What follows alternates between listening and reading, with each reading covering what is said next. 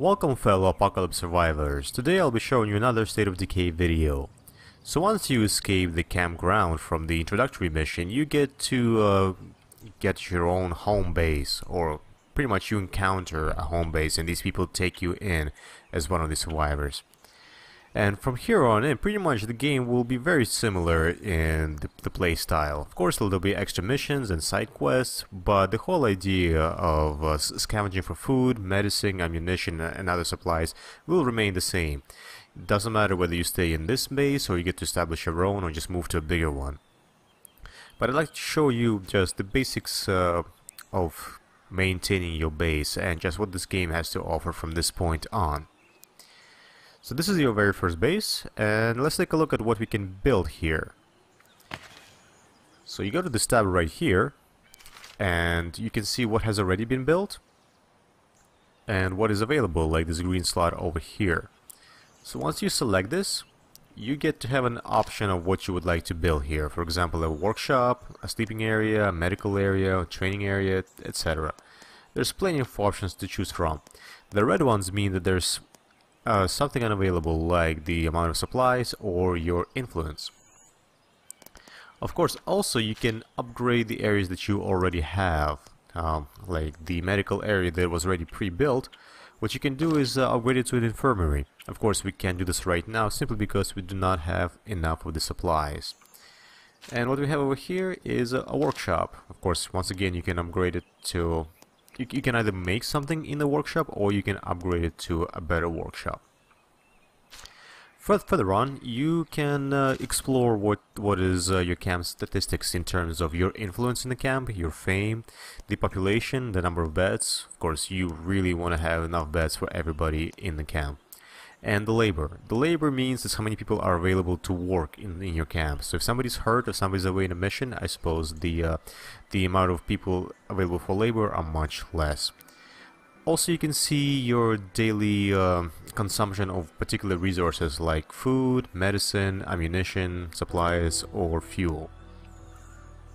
You can see at the rate at which they are being consumed or what you have right now. For example, I have more food than I can contain. You also have a journal where you can see what's been happening in your base and any missions that come up. And you get to see your own statistics like your cardio, your wits for your fighting level, your shooting level, any other different type of stats. You can also specialize in a weapon, but you can only do it once. And you can get a special utility skill. Also, you get to see your population of this camp and how your relationship is with them. So for example, if somebody is your friend, you can switch between these characters, which comes really useful when you're very tired. And the characters do get tired, as you can see in this little icon right here. Also, you get to see the attitude of this particular person, what the person is equipped with, and basic characteristics of that character. And that's pretty much it in a nutshell when it comes to managing your base. Of course, different missions will come up and you can easily access them by looking at the map. So for example, you can clear out the infestations, or there's one mission available right now where you get to rescue Lily's brother. Lily's just a character in the game.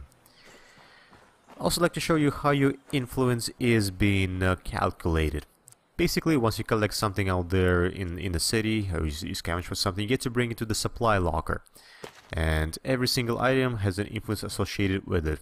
For example, if I contribute this gun towards the supply locker, I will gain 40 points of influence. Of course, if I would like to take something from the locker, I will need to expend certain points. Like if I want to take this cricket bat, I will need 60 points of influence. Right now we have 366, so that's plenty to go around. And from now on, you can just simply take on different missions. For example, right now you can see that in the top left corner, my camp has a morale issue. And it is the person over there in the watchtower. So let's go take a look at what we can do. I think it's Maya Taurus. What's the word? So you can either kick her out if you want to, but I don't see any point to it because right now this is your only friend in here. Your other friend is very hurt. You look like you need to blow off a little steam. Come on. I'm on it.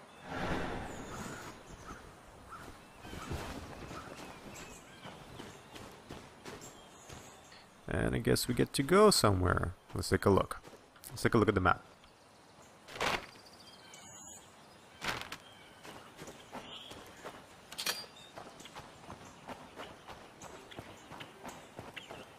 These things will happen regularly when somebody either has some sort of a moral issue, either anger like or everyone's been on sadness. edge lately.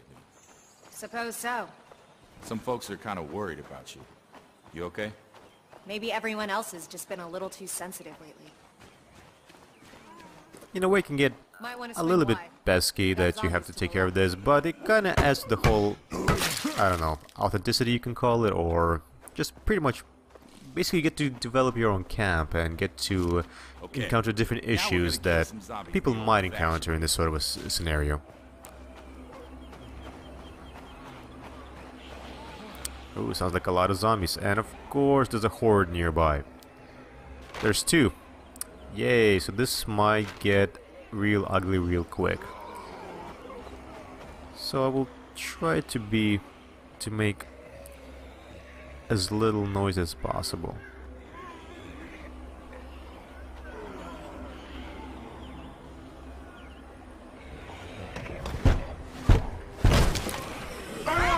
And they start attacking you right away.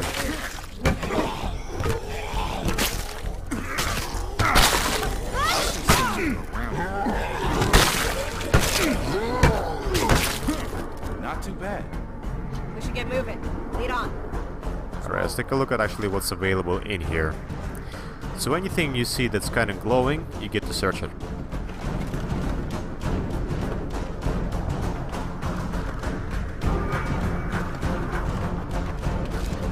Oh wow, materials, awesome.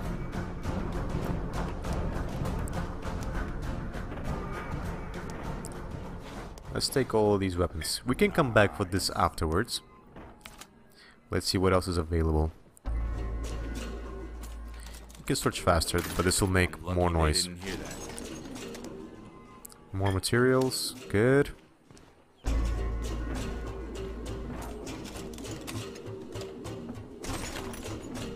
Some ammo, perfect. Nothing to search here, and let's take a look at the barrel. Hopefully there's some fuel in there.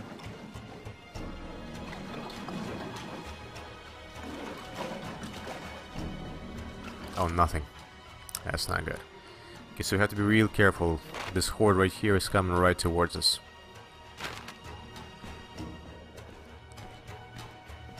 So let's I'll run take this some off. materials. We'll see you soon. We just have to stay out of the line of sight of this horde. Hopefully they'll turn around soon.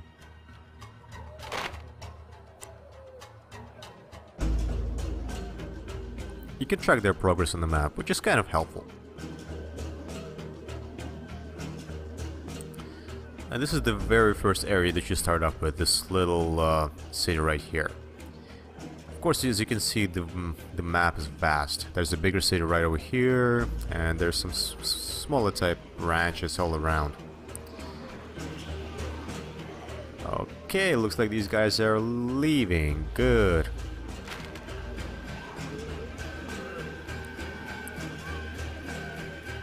Let's just make as little noise as possible. Oh, there's one straggler right there. We gotta be real careful. I'll show you just the horde itself. There they go. Just not that many zombies, but once they start swarming you, it's a problem. Oh great, somebody has saw me. Well, that was rather quick and painless. Okay, let's get out of here.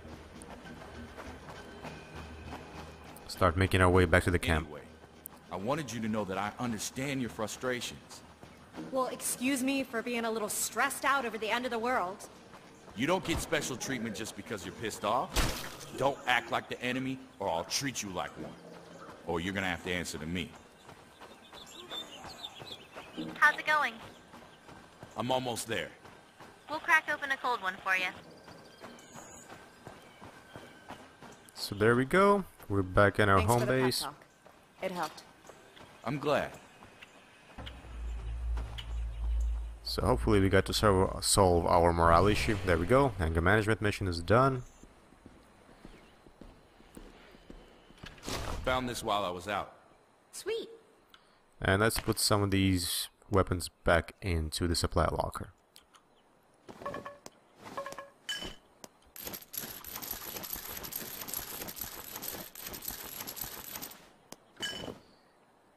Alright, so as you can see right now, my character is rather tired.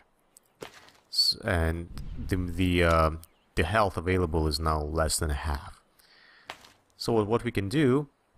Okay, let's see what is this. Loss of hope. So we gotta, once again, talk to somebody in the community. But anywho, what we can do is switch up. Which I would love to do, but right now my other character is also rather tired. Which brings us to a very interesting point that both of the characters are tired, so you have to kind of choose the one that is less tired or has more of health available and let the other character rest up. As you can see, this can get a little bit complicated. It's also complicated by the fact that once you die in a game, you're really dead. The character is dead, so you get to play as somebody else. And sometimes when you kill off all your friends or they die for some reason, like being swarmed by the zombies, you start off with a brand new character that's been accepted into this group, and you get to rebuild all the relationships all over again. So it's very tough. You have to keep your characters alive for as long as possible, so you have to be really careful. So this is the basic idea behind the State of Decay. I'll be showing you more videos because there's a lot more to this game, but from here on in, this is the basic playstyle that you will expect to experience in this game. Thank you very much for watching. Please subscribe or comment on this video if you'd like to see more State of Decay game.